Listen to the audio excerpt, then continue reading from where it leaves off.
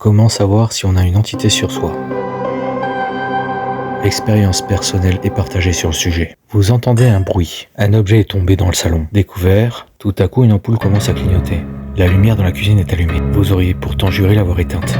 Est-ce un problème de disjoncteur? Vous avez l'impression qu'il y a une présence. Non rassuré, vous décidez tout de même de dormir. Que ce soit dans le sommeil paradoxal ou profond, vous voyez une personne. Rêve glauque, visage déformé. Qui est cette femme? Pourvu qu'elle ne se retourne pas. Soudain vous vous réveillez. Vous essayez de crier, mais votre gorge est nouée. Vous ne pouvez plus bouger.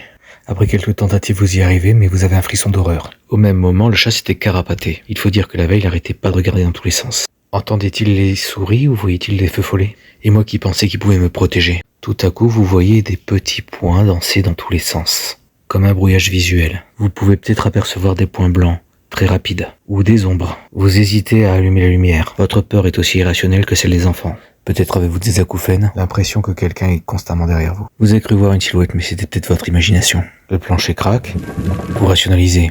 C'est peut-être le chat, ou la maison qui travaille. Bon sang, ça fait comme des pas. Et si c'était un cambrioleur, vous prenez votre courage à deux mains et vous faites le tour de la maison. Vous avez tellement peur que vous laissez les lumières allumées. Il est 4h44, vous décidez de vous rendormir. Tant bien que mal, le sommeil vous regagne. Le lendemain, vous vous sentirez lourd, fatigué. Ce rêve vous aura marqué, et quand vous y pensez, un frisson vous parcourt le dos. Cette histoire est un peu un mix. Ceux qui sont généralement les plus sensibles sont les enfants. Quand ils vous disent « il y a quelqu'un », il y a sûrement quelqu'un. Cela peut provoquer fatigue, peur et colère. Dans certaines maisons où je suis allé, je sentais vraiment une lourde pression sur le dos, au point où ça m'étouffait. Et parfois on se pose la question, est-ce moi qui ai porté ça, ou était-ce comme ça avant? Parlons à une médium d'expérience américaine que nous appellerons Carlotta. Vous savez, lorsqu'on est médium, on est plus réceptif à ce genre de phénomène, mais ce n'est pas parce que tu ne l'es pas que le phénomène ou la présence de l'esprit n'est pas là.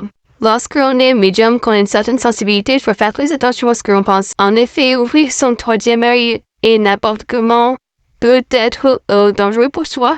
Je vais vous dire, comme dans Spider-Man, de grands pouvoirs demandent de grandes responsabilités. Il faut faire très attention à ne pas tomber dans la peur. Car comme pour la colère, mais il se nourrissent de ça, mais surtout connecter à ça. Les esprits en souffrance cherche à se connecter à tout le monde. Alors si c'est un proche qui a vécu une mauvaise mort, il est possible qu'il s'accroche à un proche. Ça peut prendre quelques mois, voire plusieurs années. Et la personne en attendant ne se sent pas vraiment bien. Les entités aiment utiliser le rêve pour communiquer avec nous. Et pour espécer des bisons, lorsque les cauchemars sont récurrents, c'est aussi un signe. Comme cette petite fille qui avait peur du noir et qui disait qu'à chaque nuit, elle voyait un feu follet retourner autour et la chatouiller. Certains médiums comme moi sont capables d'enlever les entités sur les personnes. Il est plus difficile de le faire sur soi parce que parfois notre canal est infesté, notamment par cette énergie de peur. Pas besoin d'être un prêtre exorciste pour pouvoir faire ça, ni d'une quelconque autre religion. Et concrètement, est-ce que les gens voient l'effet d'un dégagement?